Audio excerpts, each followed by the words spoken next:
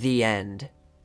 Time: August 13th, 1923. At the westernmost edge of the country, having completed something more than half of his great tour of the nation, and having served something more than half of his term of office, President Harding died.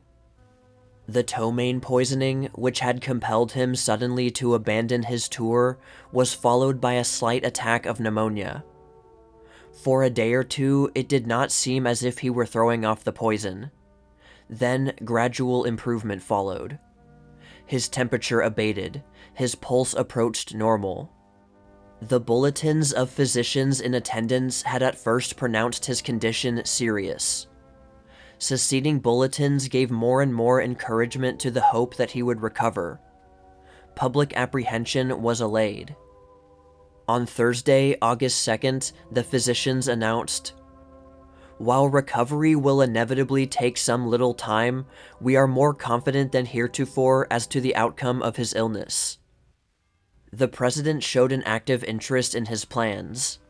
He inquired whether he could not start for Washington in 2 or 3 days. He asked for some old-fashioned blackberry juice. During the day, his sister, Mrs. E. Remsburg of Santa Ana, paid him a short visit. Towards evening, the president seemed in good health. Mrs. Harding and a woman nurse were with him. Mrs. Harding was reading aloud. Without warning, a tremor shook his frame and he collapsed. Physicians were summoned.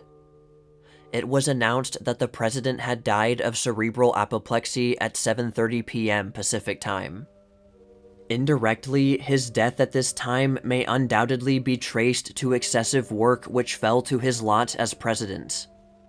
His death, following the severe illness of President Wilson produced by the same cause, has led to many suggestions that the duties of the presidency be divided, so that they should not fall with their full heaviness upon one man.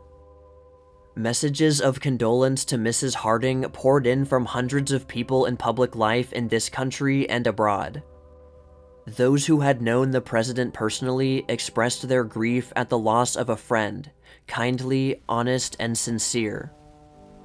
24 hours after the president died, his body was conveyed from the Palace Hotel, San Francisco, with simple ceremonies to the special train which had carried him on his outward journey. On a fast schedule, it started across the continent to Washington.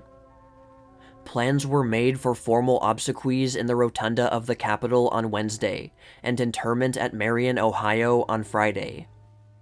Calvin Coolidge, who succeeded to the presidency, appointed that day for national mourning.